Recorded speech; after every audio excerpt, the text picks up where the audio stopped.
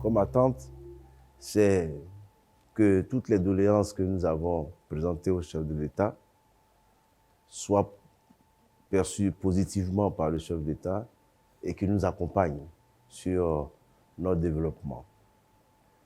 Nous avons posé quelques doléances que je voudrais rappeler. Un pont sur le fleuve Nzi, de sorte que les véhicules puissent passer, et aussi cela permettra de nous rapprocher des villages et des villes qui sont aux alentours de Dimokro, que nous appelons derrière l'eau.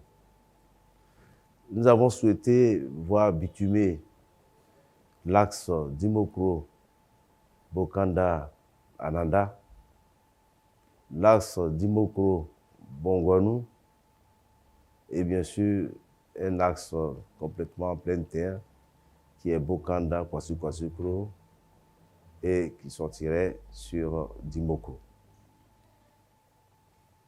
Les attentes des populations sont grandes.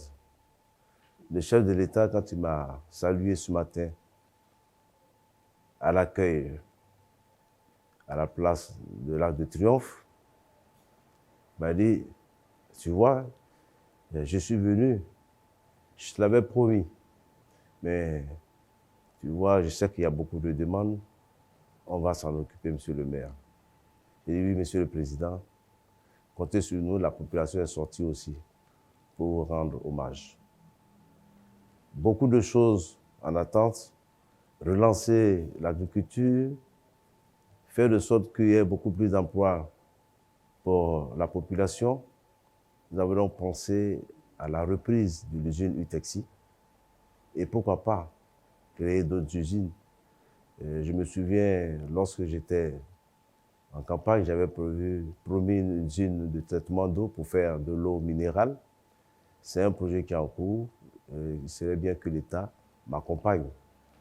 Nous avons parlé d'une usine de fabrication de sacs solaires. Vous savez que la richesse pour nous ici, une de nos richesses, c'est le soleil. Donc, faire de sorte que les jeunes, les enfants, lorsqu'ils viennent, même les gens qui viennent de champs, avec un cartable qui se charge, et puis après, ça devient une torche. Et ça aussi, tous ces projets sont pour nous dans le pipe.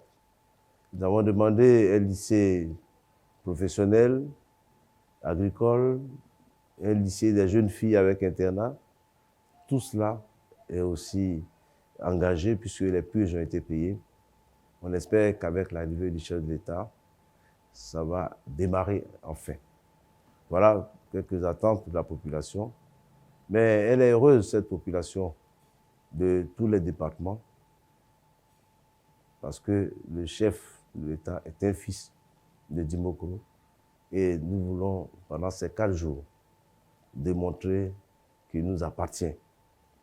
C'est vrai qu'il est le chef de l'État, mais d'abord pour nous, de Nzi.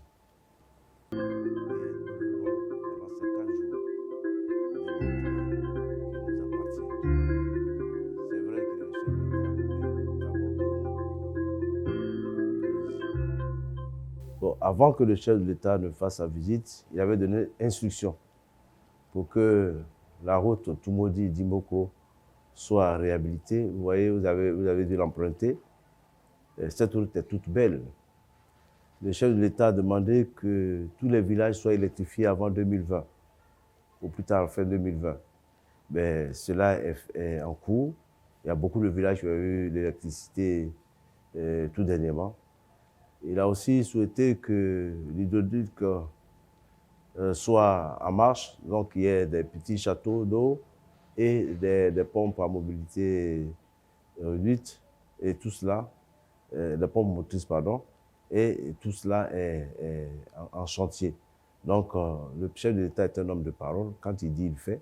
Et tout ce que nous avons demandé est en cours. Et tout cela va permettre à la population d'être en paix, d'avoir moins de soucis.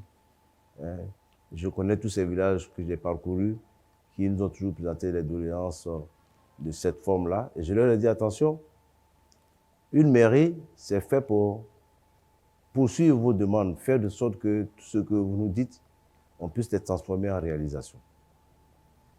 On le fait, peut-être pas assez, mais on fait tout aussi pour que l'État nous entende et nous accompagne. C'est ce que nous voyons. J'allais oublier quelque chose au niveau de la santé. Nous avons demandé le renforcement de notre plateau technique, du CHR. On dit un CHR, mais réellement, ça ne ressemble pas à un CHR. Mais je pense qu'on nous a assez entendus et le chef de l'État est né dans cet hôpital-là et il serait bien que ce soit repris dans la forme du CHR. Sur nous-mêmes, nous avons commencé à faire un centre de santé intégré qui a été conçu depuis 2 à 3 ans. On a la chance, Madame Dominique Ouattara, l'épouse du chef de l'État, viendra inaugurer elle viendra inaugurer elle-même ce centre de santé qui est à la cité, pas trop loin de la ville, vers le stade Koné Samba Ambroise. Voilà des chantiers, voilà des choses que nous voulons et pour lesquelles nous attendons.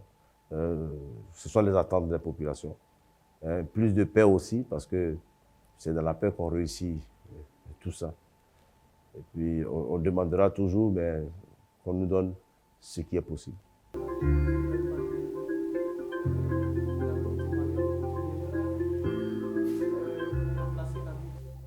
Si vous cultivez le manioc, vous pouvez transformer ce manioc-là en plusieurs. Il y a plusieurs produits qu'on ressort du manioc. Il y a la tiéké, il y a la pâte pour faire ce que vous appelez le placali. Il y en a même qui sortent de l'alcool du manioc, et ainsi de suite. On a fait on parle de la boue du manioc parce que la boue du cacao est partie au sud-ouest. Et nos parents, vous savez, on dit c'est des agba. Agba, ça veut dire manioc. Donc, nous sommes heureux de voir que le manioc se cultive très bien parce que nous accompagnons aussi nos braves mamans en leur apportant quelques revenus, en leur apportant du matériel agricole pour qu'elles entretiennent les plantations de manioc qui devaient normalement se vendre après pour pouvoir, avoir de la richesse. Le manioc a pris, donc Dimoko devient pour nous la boue du manioc. On n'a pas peur de le dire, le manioc, c'est à Abidjan qu'on transforme la tiéké. Nous ne sommes pas des experts en atiké, mais les gens viennent acheter ici pour aller aussi, la pâte, viennent acheter la pâte pour aller le transformer.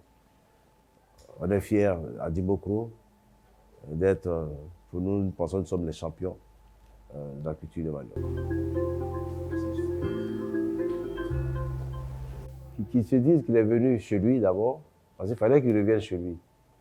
En 2015, il est venu pour une campagne électorale. En 2018, il est venu pour un événement malheureux. Et là, il est venu en visite d'État. Qui retiennent que pendant cette visite d'État, il a retrouvé une population chaleureuse. Il a retrouvé ses parents. Et il est venu booster le développement de Dimoko. Sa visite seule suffit. Et nous, qui sommes des élus, nous devons faire de sorte que les engagements qu'il prend, qu'il les tienne, parce que la population a aussi ces attentes-là. Et comme c'est un homme de parole, nous ne doutons pas que ce passage soit gravé dans toutes nos mémoires et que Dieu seul, qui est l'homme invisible, mais qui aide à tout, qui nous accompagne et que nous réussissons à faire de Dimoko la ville du bonheur partagé et du Nzi, pourquoi pas aussi la région du bonheur partagé.